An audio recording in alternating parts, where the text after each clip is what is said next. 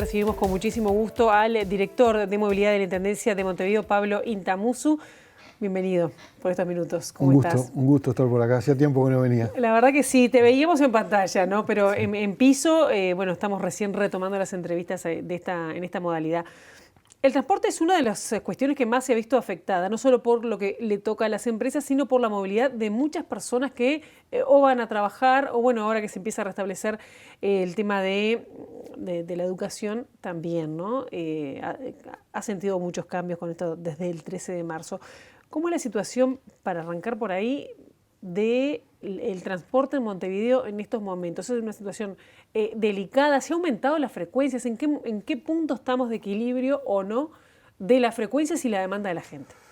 Sí, estamos en una situación muy delicada, sobre todo porque la caída fue abrupta.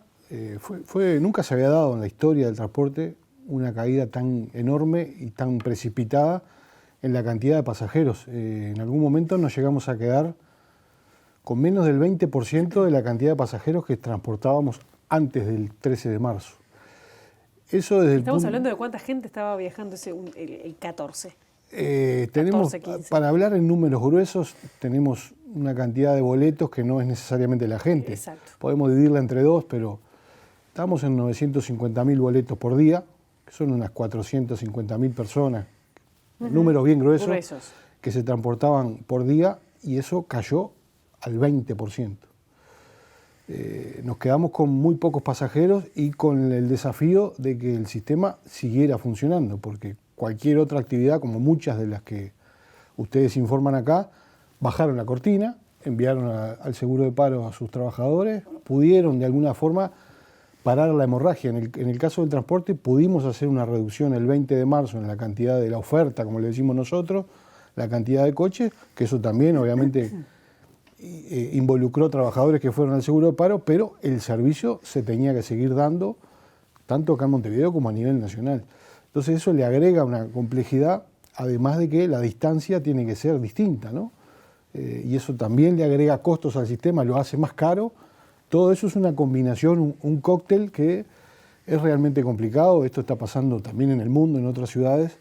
Y bueno, lo que estamos haciendo es haber podido reducir un poco esa hemorragia, y hoy por hoy, además de continuar tratando de dar el servicio en las mejores condiciones posibles, tratar de ver cómo hacemos para que el sistema salga de esta situación o pueda transcurrir. Ayer leíamos que se hablaba de un puente, ¿verdad? Bueno, tenemos que generar un puente para llegar a la orilla, y bueno, eso es lo que estamos generando ahora con una propuesta que tiene varios componentes: el gobierno nacional, la intendencia, los trabajadores y las empresas, ¿no? ¿Y por dónde iría eso? Bueno, ese es un puzzle que tiene que funcionar todo a la vez para que esto pueda llegar a ser una salida. O sea, la caída de... ¿Estamos hablando de plata directamente a las empresas para que puedan equilibrar las finanzas de lo que se ha perdido en este tiempo? Estamos hablando de inyección de recursos extraordinarios para poder soportar... Además del subsidio que hoy reciben. Exacto. Además de los subsidios que ya hemos adelantado, también el gobierno nacional ha venido haciendo adelantos de los subsidios que tenía previstos, presupuestados, como si estuviéramos en la situación anterior. Eso fue parte de la solución, pero es tan grande, Pilar, el problema, o sea, la caída en la recaudación. Estamos hablando siempre en números gruesos, ¿no? Estamos hablando de 1/3 de la recaudación que se cayó. Eso hace realmente tambalear el sistema de transporte, y no hay ninguno de estos actores que yo te mencioné que por sí solo pueda soportarlo. Es tan grande el impacto que tenemos que hacer esto que estamos haciendo, y bueno, que por ahora todo se viene dando de que sería la salida o la sostenibilidad del sistema para adelante. ¿Hay alguna empresa que esté más complicada que otras? No te podría decir eso, porque nosotros no estamos adentro de cada empresa, ¿verdad? Somos reguladores, pero no tenemos las potestades de meternos adentro de la contabilidad de cada empresa, si bien tenemos un contacto fluido. Pero también te puedo decir que como es tan grande la caída y es tan grande el impacto, están todas sumamente golpeadas, sumamente preocupadas, porque bueno, las empresas de transporte tienen obligaciones que cumplir, ¿no? Salarios, el 73% de los costos del sistema son salarios que hay que seguir pagando. La diferencia es que es un servicio público, porque hay muchos sectores del país que están en este momento muy complicados. Exacto, exacto. ¿Y cuándo van a volver a restablecer los servicios al 100% antes del 13, lo que tenían previo al 13? Eso lo estamos monitoreando día por día. Gracias a la tecnología que tenemos, sabemos lo que ocurrió el día anterior.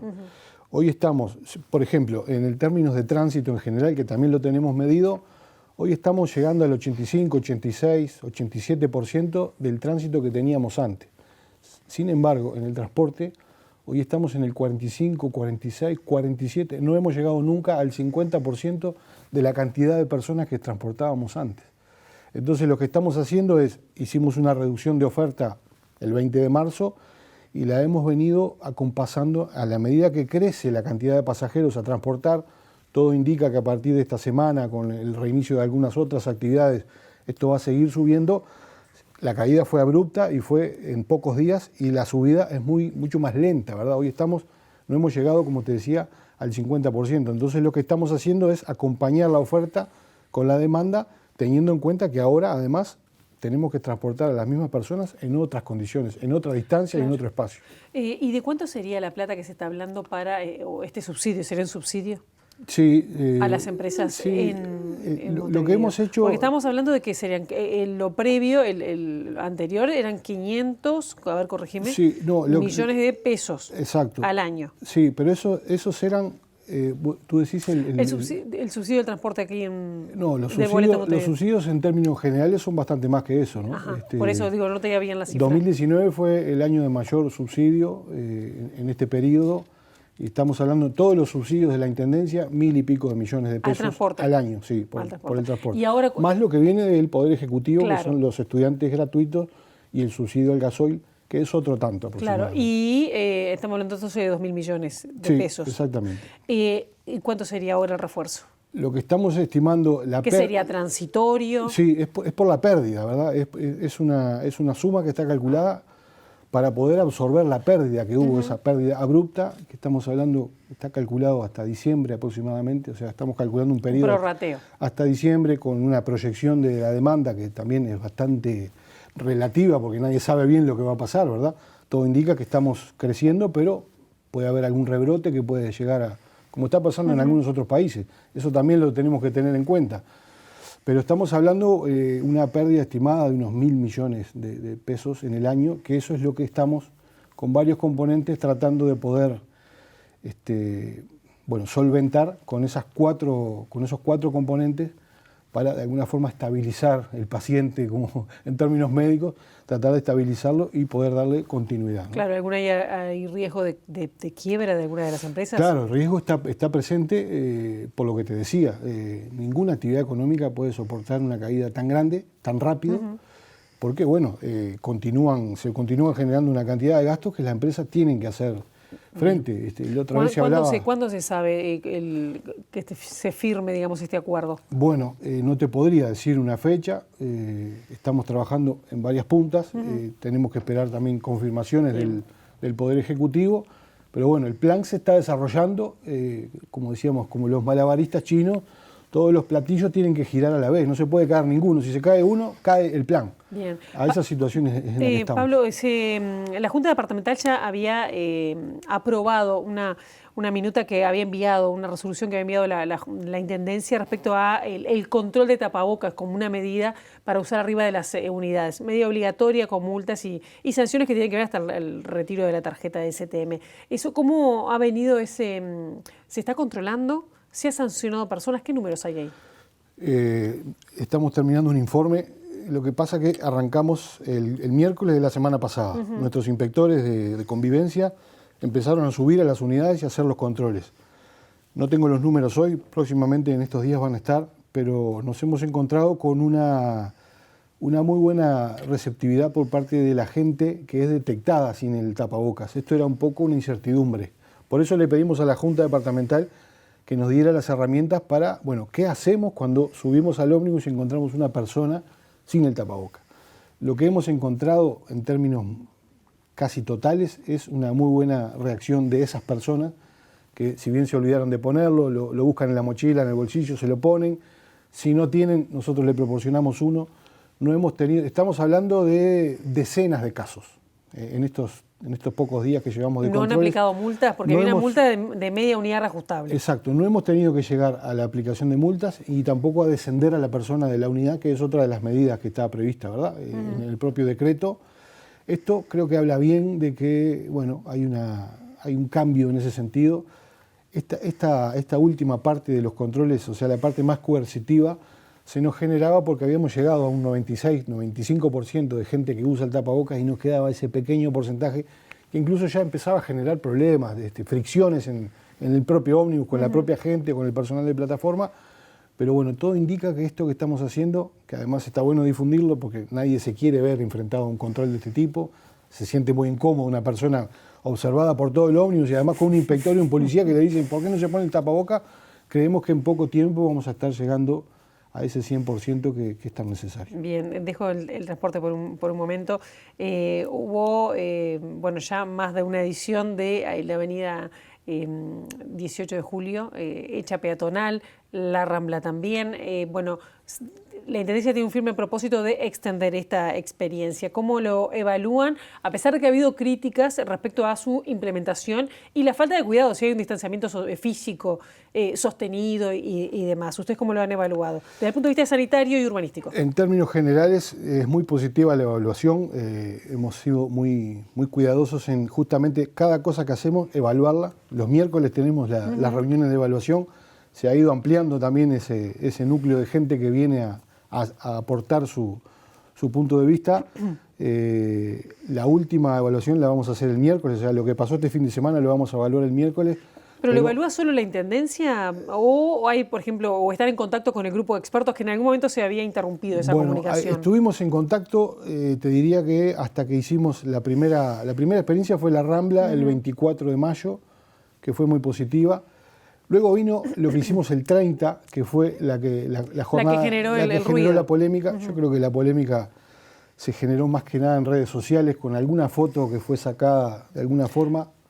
No quiero seguir la polémica, porque creo que lo que ha pasado este sábado y el anterior han desbaratado esa visión un poco fatalista que se quiso instalar.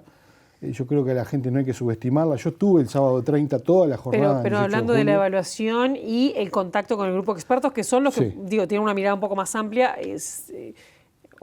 apartidaria o por lo menos de recomendación sanitaria. A eso iba. Estuvimos todas las recomendaciones. Todo lo que hicimos fue en contacto con el grupo de expertos, en contacto, pero no de una vez, contacto bastante asiduo. Yo creo que después del 30, con alguna situación que surgió, y alguna cuestión capaz que hasta política que pudo haber surgido, surgió, valga la redundancia, esa polémica. Nosotros estamos absolutamente tranquilos de que fueron hechas las consultas, de que tuvimos el aval, tuvimos el ok para hacer la actividad en 18 de julio. Nosotros no queremos distraer al doctor Radi, a este equipo que viene conduciendo esto de una muy buena forma para el país. Estamos teniendo los resultados gracias a ellos. No queremos distraerlos más en esto. Lo que sí, estamos absolutamente tranquilos de que todo esto no fue de un día para el otro. Pero después de haberlo hecho en 2 oportunidades, ¿consultaron o no los consultaron? Lo que hemos hecho ahora, tanto el sábado pasado como el anterior, ha sido comunicar al Ministerio de Salud Pública, porque fue lo que se nos pidió, o sea, formalizar el vínculo.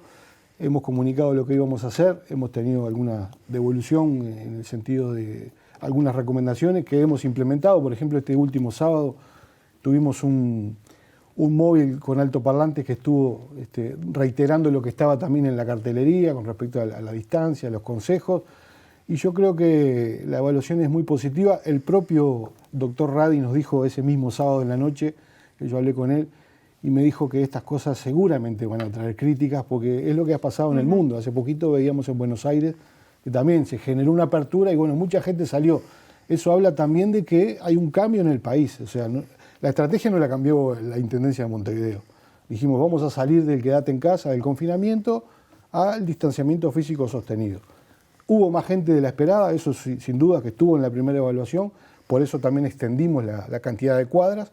Y bueno, este sábado y el anterior creemos que la cosa se estabilizó. ¿Se va a seguir? Y bueno, eso lo vamos a definir este miércoles. En lo personal pienso que sí, la evaluación del grupo centro, también que tienen que ver con todo esto, ha sido altamente positiva. Y bueno, lo que nos dice también la gente ahí mismo cuando estamos en 18 de julio, el sábado, es que la gente está contenta con esto, le gusta, lo mismo en la Rambla. Y bueno, en función de eso iremos viendo si continuamos o cambiamos, porque también hay algunas ideas de ir a otras zonas de la ciudad. ¿Se saben ya cuál es? ¿Prado? Estamos estudiando el Prado. Este fin de semana íbamos a ir a mirar lo que está pasando en el Cerro, porque hay alguna idea en la Rambla del Cerro, ¿no? Que hay mucha gente que se vuelca a la Rambla del Cerro, pero vamos a ir como nos recomendaron, de a una y evaluando cada una de las experiencias. El miércoles te preguntaremos, pero ya tenemos que ir cerrando y ya aprovecho esto y te lo uno con lo siguiente. Esto, digamos, llega para quedarse y está vinculado a avanzar en este periodo de administración, a las reformas que estaban planteadas para la avenida 18 de julio, que tiene que ver con el transporte y demás. Yo creo que... Te pregunto porque como movilidad es un paso sí, importante. pero yo creo que este tema de la pandemia como que catalizó algunas decisiones. Hay un lineamiento estratégico de la administración que no es de movilidad, es a nivel de planificación, de revitalizar, por ejemplo, el centro de Montevideo. Estuvo arriba de la mesa el proyecto 18 de julio, muy discutido. Acá todo es polémico, ¿no? Pero en términos generales creo que esto nos permitió demostrarnos a todos como ciudadanos que las peatonales son una muy buena cosa para la ciudad, en términos generales.